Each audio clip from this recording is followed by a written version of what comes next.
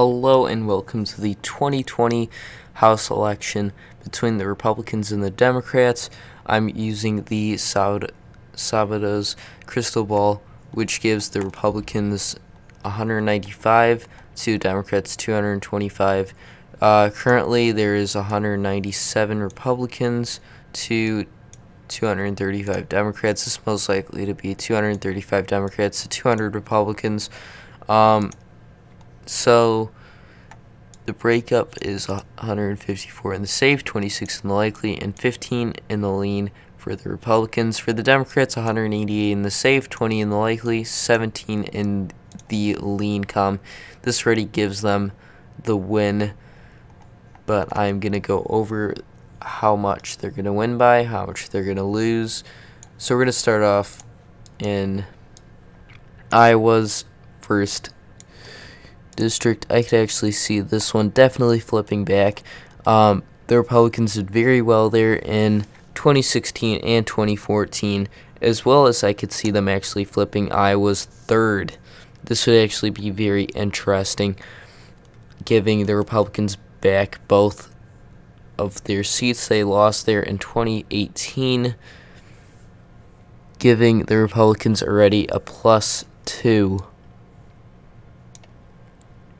Moving into Nebraska's second congressional district, most likely this is going to go to Trump in the presidential election, and I could see this helping whoever is going to run there. If Don Bacon's going to continue for another run, and if not the person that is running there, I could see that helping whoever it is and giving the Republicans still a +2 gain. That is a currently Republican-held district. We're going to actually now moving to the Democratic lean com. I could actually see this seat flipping from the demographic changes. Will Hurd, I could see actually losing here, maybe edging it out, but I feel like it's most likely to go to the Democrats. Moving in back into the Republican lean com, Oklahoma's 5th district.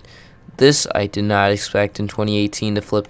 I feel like there was just not enough Republicans that came out, and in a presidential year, they usually do vote on the same side of their representative as their presidential candidate, which is most likely to be Donald Trump. In Oklahoma City, Donald Trump did do very well there, with I think a 56% win to 44%. So I could see this definitely going into his column again. I'm not specifying how much they're going to go by. I'm just putting them in the lean. Actually, I should put them in the tilt column, so that would show what each toss-up would go to. So moving back to the Republican column, I could see definitely Utah's 4th going back. Donald Trump lost Salt Lake City, but it was like very narrowly, and Evan McMullin took a lot of the vote away, but that did not happen in the 2016 House election there. I don't know actually how well the Republican did there, but I feel like this would definitely flip back, especially that in 2018 that the Republican only lost by a little under 1,000 votes. So the enthusiasm will be back onto the Republican side again. So now Republicans have, was that 1, 2, 3, 4, a +4 gain and a 1 loss.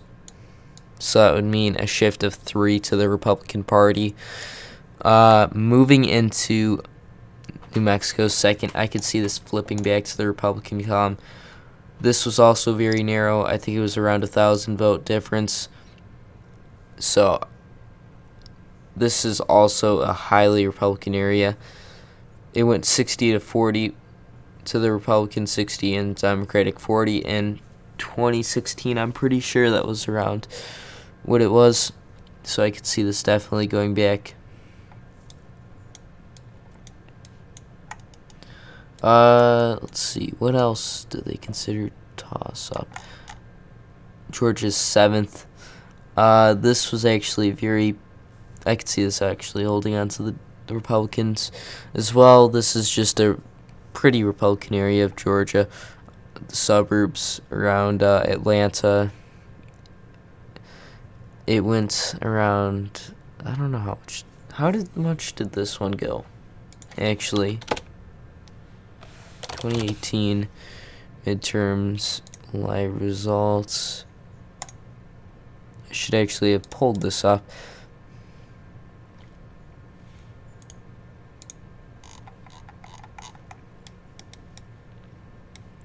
We're going to pull up the 2016 results of the House. Okay. So this one was like 3,000. This one was, yeah, under 1,000, so about 700 vote difference. Which one was I going over? Georgia 7th. So in 2018, it went by, only 400 votes. But in 2016, it went by about 60,000. So yeah, that already shows most likely there was probably Stacey Abrams was a huge factor there. I don't think she's going to run again. She might, I feel like she's going to be more of a public figure there, might campaign. But I feel like definitely the Republicans could do pretty good there again. And actually, I could see them maybe flipping the 6th district. How much did that go by? Only 4,000 votes. Yeah, I could see this actually flipping as well, because both of them went over 60%, and they're actually very Republican areas, so that will be very interesting. Moving into South Carolina's 1st district, in 2018, it went by about 4,000 votes to the Democrats. In 2016, it went to the Republicans by about 70,000. So yeah, also not expecting that to happen. So that would most likely flip back again. Not that one. That's wrong one. There we go. So now Republicans are at, what is that? 1, 2, 3, 4, 5, 7 gains, and 1 loss. Moving into North Carolina's 9th, 2018. I think this is actually a special election that's going to happen there. But this was the current results, about 1,000 vote win for the Republican, and in 2016 it was about a 60,000. So also a very Republican area. I was expecting it to go to the Republicans in 2018. I think it still is. There's 6 in the toss-up still. Moving into Pennsylvania's 1st district. In 2018, it went by about 3%. 2016, it was different layout of the county, but it went by 9%. So I could see it's actually, I can't really see. I don't know why this is actually in the toss-up column. I see this actually in the lean column for the Republicans. Moving into New Jersey's 3rd. In 2018, it went to the Democrats by about 3,000 votes, and in 2016, it went to the Republicans by about 60,000. So it's just showing most of these are the reason of Republicans just not coming out to vote.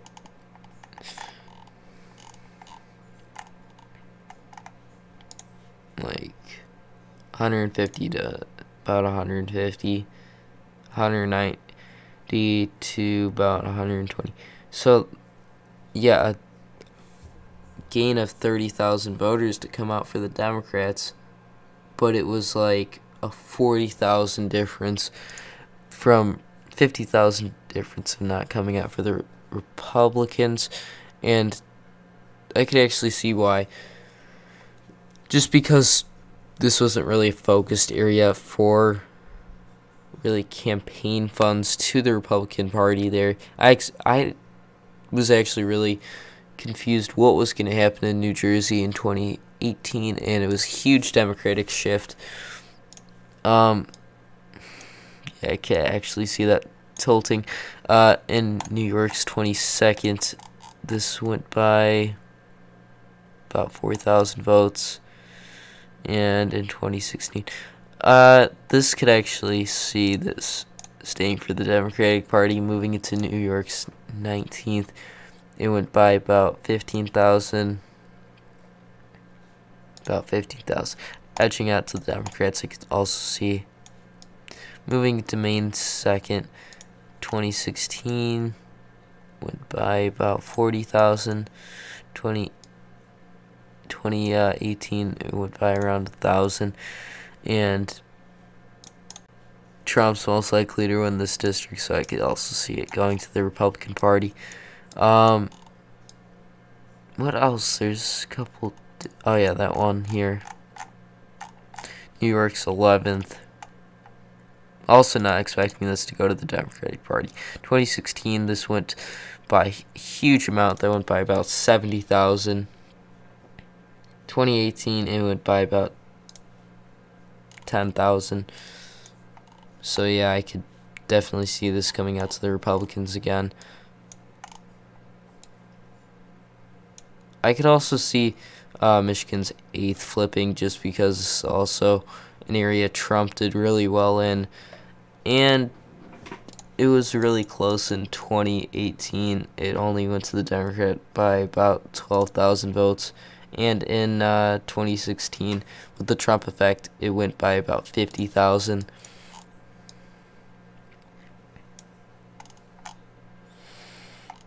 I could also see in California's 21st flipping most likely back. It went by, what is that, 1,200 votes. And in 2016, it went to the Republicans by about 25,000.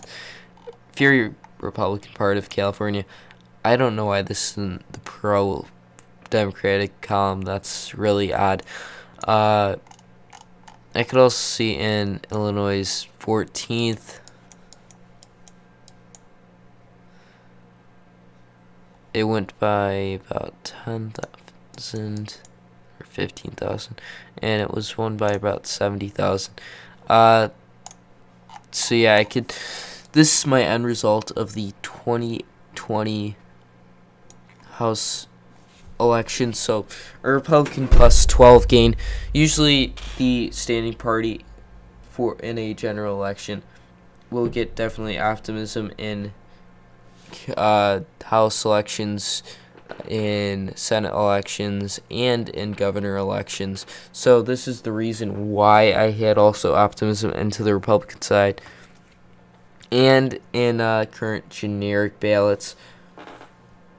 congressional ballots for the House, it is only Democrats plus 4, and the result of 2018, it was about Democrats plus 8, so it's already showing a plus 4 shift back. Thank you for watching. Please like and subscribe, and click the notification bell to get notified when new videos come out. Bye.